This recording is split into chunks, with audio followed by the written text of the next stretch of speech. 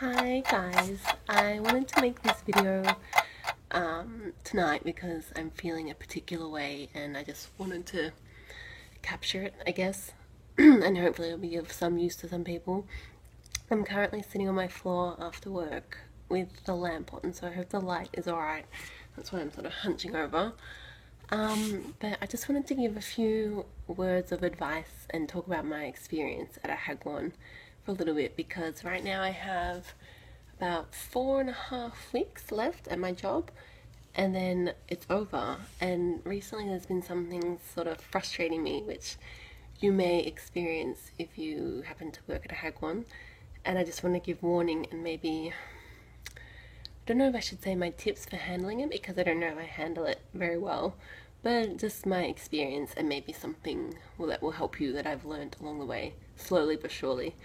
Um, so the thing with hagwons is that they are not government schools. They are not that government schools are the best way to do things, but hagwons are definitely a private business, and with that comes a number of different things that you will learn, and namely that it's not about the kids at all. This is sort of a hard thing for a lot of people to get over or to even comprehend in the first place, especially for me, because I thought I was coming here just to teach English, but it's really not that. Basically, from what I have gathered in my almost 2 years at this hagwon, the whole point of the English academies is basically to keep the parents happy, because in Korea there's a very straight trajectory to what they presume is the ideal career, which is basically called Samsung man. That's actually a term for a man or woman who works in Samsung, and it's actually like a really coveted job, and it's something like a lot of people look to. And this starts in kindergarten with kids being pushed into these hagwons and after school math hagwons, and I don't know, drawing classes and violin, everything, but especially with English. With hagwons comes a lot of butt kissing, I guess, from the principal to the parents. Or at least this is my experience. So basically, as I was saying before, the parents will send the kids to these hagwons in the hopes that they're gonna get their English a step ahead, so that they can get into the better elementary schools, then middle school, high school, university, and then eventually this job at Samsung. And if you ask me, that's not really the most open-minded way of thinking or living, and that might be your first issue with the whole system. I actually, firstly, sorry about my snorting. I'm really sick and tired, literally. My nose is constantly blocked. But anyway, that's the first issue you might have in working at a hagwon or teaching in Korea. But particularly, I think, with the hagwons, I found myself being, I don't know, sort of resenting my own job. And it's the whole reason I am able to come here and have this amazing life that I have had. But there are definitely issues that come with it, and it can be really frustrating if you let it get to you, or even if you just think about it too much. So that's a big one. And the other thing is that the parents, not the parents, the teachers and the principals at school participate in this whole dance really willingly. It's the whole reason they're able to have their job as well, and they don't really care about the kids' education. They don't care about what's best for the kid. A lot of the teaching style that I have come across is basically just mollycoddling kids, or not wanting to rock the boat, because then they have to get the earful from the parents. Because at our school, at least, the teachers have to talk to the parents on the phone. I thought it was every day, but I think it's like 3 times a week to every parent that they have, the parent of every kid they have. So that's a lot of communication with these parents, and basically they have the teachers wrapped around their little finger, and that's not a good position to be in if you actually care about education, or I don't know, if you have any moral integrity, because our principal will change things based on what a few possibly crazy, definitely bored women demand. And I have heard of kids getting kicked out of classes, not just heard of, like it's happened in our school, just not my class, because the mums didn't get along and the mums practically bullied the other mums into leaving the school. One mum thought that the way one teacher was cutting the reports for these binders we give every day, which are in English, and I don't think any of them, or not many of them, read, but every day we have to do it. One of the teachers wasn't cutting it properly and complained about that. There's been a whole bunch of issues. So my camera is really playing up, so I'm sorry about it cutting out again.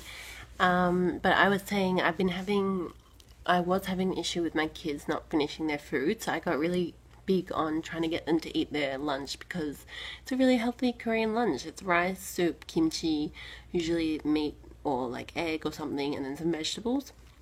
And when I first got there, a lot of them wouldn't eat, and they're really small, and they like would never finish. So I made it like not a big deal, but I gave them incentives to eat, which the teacher, my old co-teacher, had given as well.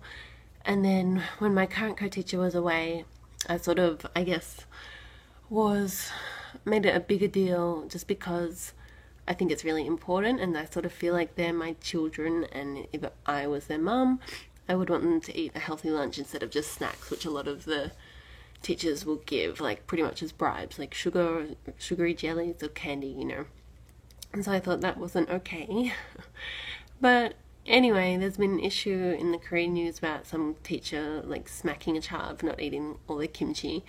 And now like my teacher, for a while ago actually, she started being like really soft on them and made me change the rules about them not getting 2 stamps or getting something for trying. And this basically, it's a bit crappy because it's a lot of sucking up to the parents because people don't want to take the flack for doing the right thing that maybe other people won't agree with, but you know, it's something that's actually important.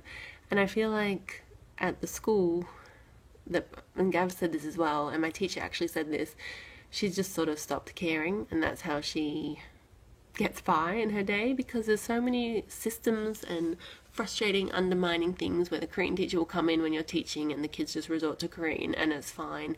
And it's sort of hard to explain to someone who speaks 2 languages, or Korean and English or any other language. But for me, like, I find it incredibly rude when there's someone or people around me when I'm in conversation, like obviously not in Korea, but like around me when they're talking another language and I just stand there like I have no idea what they're saying. And it's fine. That will happen a lot as well. Just be prepared for that. And you will be undermined by the Korean teachers, and it could be incredibly frustrating if you don't just step back and see the system for the flaws that it has. And there are many, and it's really hard sometimes because I really care about the kids that I teach and I really want to do the best by them. And so it has led to me like not sleeping properly or like getting really upset about it, and like taking a lot of energy out on these problems and like taking up my time with them. And I don't know, I think I just gotta let it go and step back, and I know I'm almost done now.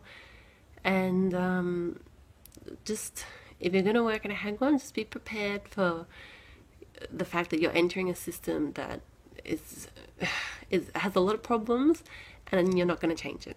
Basically, you can try, you can do little things, but you can't change this such a dodgy system. And I feel like it is sort of a house of cards system, and it's going to collapse any second. And there's a lot of smoke and mirrors that goes on. And basically, my principal will spend her day convincing parents that they need to send their kids to this Hagwon.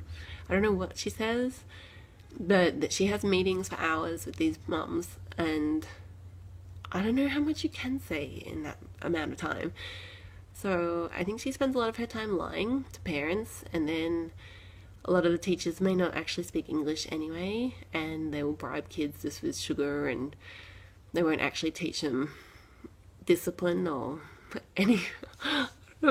I know I sound really negative right now, and I'm just looking at my hair, it looks crazy, but There's a lot of good things if you just keep your eyes on the prize of uh, teaching them education and just know that you do a good job. Because that's another thing, you're not going to get told anything good. The only things you're going to get told are negative things or problems. And I suggested once maybe if we had a bit more positive reinforcement, it would boost everyone's morale. But that was unsurprisingly shot down. So you've just got to have faith in yourself and have fun with the kids. That's what I've learned, and I'm really proud of my kids. They've done such a good job, and they work really hard, and their English has come a long way, but most of all they've had fun, and I think I've taught them quite a few life lessons that they may not get taught otherwise. And I don't mind if they ask questions about different things, and I like if they're different, and I like them to be able to choose what they want to do. I feel like a lot of the kids won't have that option in their lives. Like, they get fed through this funnel, so they never have like the autonomy to choose their own life. It's just be a Samsung man, which really isn't that all that exciting to me. So I've tried to teach them about Australia and about the world, because a lot of our books are really heavily influenced by America as well. So yeah, right now, as you can tell, I'm feeling pretty disenfranchised with the whole thing, and just undermined at times, and frustrated with the fact that my class has a number of different kids at different levels, and they've all been chucked in the same class, and they don't want to change them because they go on based on friends. It's not about education at all, even if it makes your life a million times harder, because one of my kids would need a special needs teacher, but instead it's just me doing all of that for that child, and also for the really advanced kids and everyone in between. So sometimes I just don't know what I can do. So I know that teachers stop caring, and that's how they get through it, but I don't want to be like that. So I'm trying to just relax and know that I can't change everything. As Gav was explaining to me, you can't do everything for anyone. You just need to take what you can do and try your best. And that's really my 2 cents right there. So I hope this has been helpful for some people. So my camera is being incredibly temperamental. I better go. Thank you for watching, and I'll hopefully be happier next time. See you soon. Bye.